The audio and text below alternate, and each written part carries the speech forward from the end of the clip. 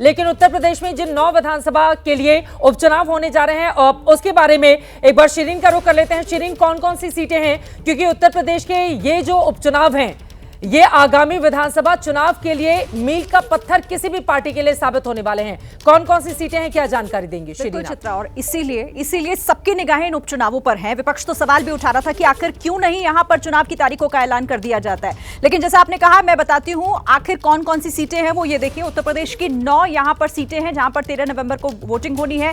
सीसामऊ है, इसी के साथ कटहरी है, करहल है।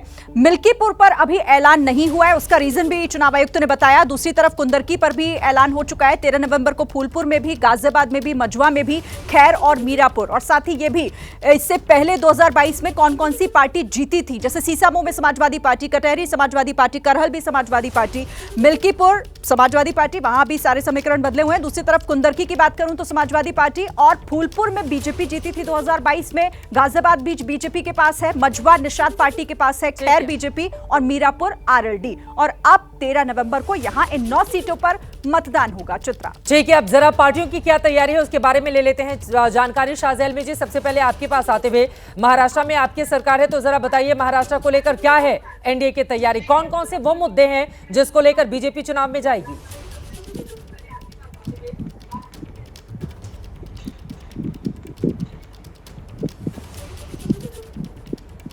जी बिल्कुल चित्रा जी, पूरी तरह से मुकम्मल तैयारियां हैं। हमारे यहाँ लगातार काम चलता रहा है और सभी लोग इंतजार कर रहे थे कि कब डेट्स आएंगी। डेट्स का ऐलान हो गया है, लेकिन उससे कई महीनों पहले से क्या कुछ होना है, किस तरह से हमारी सीट्स शेयर की जाएंगी, किस तरह से हिसाब किताब रहेगा, क्या क्या लोकल मुद्दे हैं, क्या कुछ एड्रेस करना है, किस तरह से हमारी टीम्स बनेंगी। और हमारे वैसे भी आप जानते हैं हमारे यहाँ क्या सिस्टम है पन्ना प्रमुख का, हर एक बूथ पर कैसे हमारे लोग होते हैं, तो वो सारा काम पहले से तैयार था। आपने देखा था हरियाणा में कितनी मेहनत से घर तल पे घर घर जाकर काम हुआ। ये काम ऑलरेडी महाराष्ट्र और झारखंड में चल रहा है। आप देख लीजिएगा 23 नवंबर का दिन होगा और आप लोग देखिएगा कैसे कमल खिलेगा पूरी बहुमत के साथ झारखंड में। जहां तक बात है महाराष्ट्र की, एक बहुत ही सरल, आसान और बढ़िया जीत दर्ज करेंगी हमारी पार्टी। और आप उस पे पूरी तरह से आप एक मुहर आप देखेंगे विकास की, जैसे कि हमने हरियाणा में देखा है, ठीक वैसी ही ब्लूप्रिंट एक बार फिर से दोहराई जाएगी और फिर से प्रो इनकम्बेंसी वोट पड़ेगा और तीसरी बार हैट्रिक हम देखेंगे महाराष्ट्र में, जैसे कि हमने हरियाणा में देखी। लेकिन पार्टी में तोड़फोड़ के आरोप भी हैं बीजेपी के ऊपर, उसके अलावा क्या सत्ता विरोधी लहर का सामना वहां पर एनडीए को करना पड़ेगा? और भी सवाल हैं जिसको लेकर मैं आपके पास आऊंगी, लेकिन चित्रा बाथम जी सीधे आपके पास आते हुए, अब हरियाणा में जिस तरह से कांग्रेस पार्टी इतनी आश्वस्त दिखाई दे रही थी और उसके बाद हमने देखे आंकड़े क्या रहे, तो कहते हैं दूध का जला छाछ भी फूंक फूंक कर पीता है। तो महाराष्ट्र को लेकर, झारखंड को लेकर क्या है कांग्रेस पार्टी की तैयारी?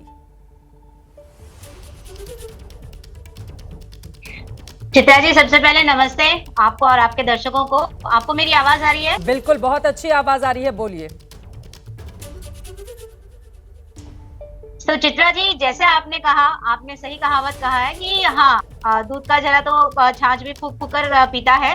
तो मुझे ऐसा लगता है कि हमारी सीनियर लीडरशिप ने एक बहुत कड़ा जो धड़ा है, लेसन है, उसे सीखा है। और महाराष्ट्र में अगर आप देखें तो हमारे सीनियर ऑब्जर्वर्स से लेके सभी लोगों को अपॉइंट कर दिया गया है। बूथ की जो टीमें हैं वो बन चुकी हैं। सिर्फ थोड़ी सी सीटों के ऊपर अभी निगोशिएशंस बाकी हैं। बाकी जो तैयारियां हैं वो पूरी तरीके से हो चुकी हैं। महाराष्ट्र ने जिस तरीके से लोकसभा चुनाव में हमें एक बहुत बड़ा जनादेश दिया था, इंडिया गठबंधन को एक बहुत बड़ा जनादेश दिया था, मुझे ऐसा लगता है कि आने वाले आगामी विधानसभा के चुनाव में वही जनादेश को वो रिपीट करेंगे, क्योंकि महाराष्ट्र बहुत ही आघात हो चुका है। जिस तरीके धोखे लेकर धोखे दिया है महाराष्ट्र की जनता को, यहाँ की अस्मिता को अपमानित किया गया है, जो गद्दारों की सरकार बनी है।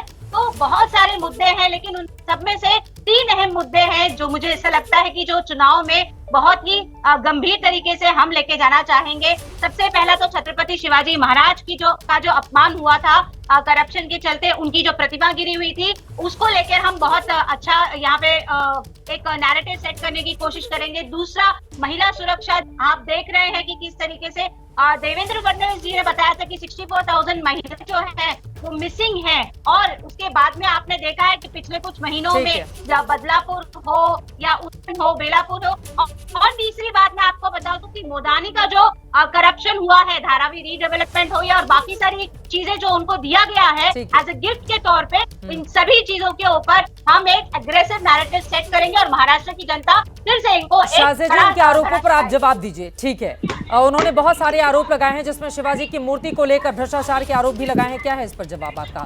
लोगों को कैसे समझाएंगे इस मुद्दे पर?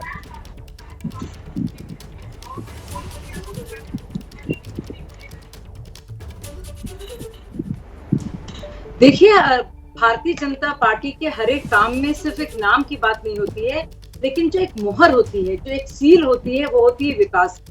और कहीं ना कहीं लोग थक गए हैं और परिवारों को जिताने में लोग चाहते हैं कि उनके परिवार को वोट दिया जाए। तो अगर आप सारे मौजुओं को देखेंगे और विषय और वो सारे जो इश्यूज हैं जिनको एड्रेस किया गया है, तो आप देखेंगे पहले जब से लोकसभा में उसमें भी बहुत ही शानदार जीत भारतीय जनता पार्टी की हुई। लेकिन अब वही है कि 2 बच्चे हैं, पढ़ रहे हैं, एक बच्चे के हमेशा 80% मार्क्स आते हैं, दूसरे बच्चे के हमेशा 20% आते हैं। तो गलती से करीब 22 से 25% आ जाता है तो बच्चा अपने को सोचता है कि भाई मैं ही हूँ टॉपर। हालांकि जिसके 80 आते हैं उसके गलती से अगर 75 आ जाएं तो उसको कहा जाता है कि भाई वो उसने बहुत ही खराब प्रदर्शन किया। तो यही हालत है कांग्रेस की अभी भी। कहीं ना कहीं अहंकार इनका जो है वो टूट रहा है। लेकिन एक बहुत बड़ी चीज जो भ्रांतियां फैलाई गई थी, कहीं ना कहीं लोगों का इसका अंदाजा हो गया है। अगर आप देखेंगे हिमाचल या आप देखेंगे तेलंगाना या आप देखेंगे कर्नाटक, जो झड़ी लगाई थी फ्रीबीज की और फटाफट झटापट की जो पूरी राजनीति थी, कहीं ना कहीं वो एक्सपोज हो गई है। अगर हम डिटेल्स में जाएं और देखेंगे किस तरह से हमारे अलग अलग जो हमारे पार्टियां एक साथ जो लड़ रही हैं, आप देखेंगे उसमें भी कि बहुत ही सोच समझकर हम लोग ने अलग अलग क्षेत्रों में किस तरह से हम लोग आगे बढ़ रहे हैं। और आप ये भी देखेंगे इस बार के चुनाव में कि वो जो पुराना प्रोपेगेंडा जो चल रहा था, राहुल गांधी जी का जो मैजिक था, वो ना कभी चला है और ना कभी चलेगा। ये भी बात पूरी तरह से तय हो गई है। और महायुति गठबंधन में थोड़ी कम सीटें आई थी तो हमने देखा था क्या इसका असर हुआ और कैसे फुदक के लोग जो हैं लगातार कह रहे थे कि अब देखिए ये क्या कमाल के हमारे जादूगर हैं। लेकिन आपने उसके बाद भी देखा आपके पास लौटूंगी।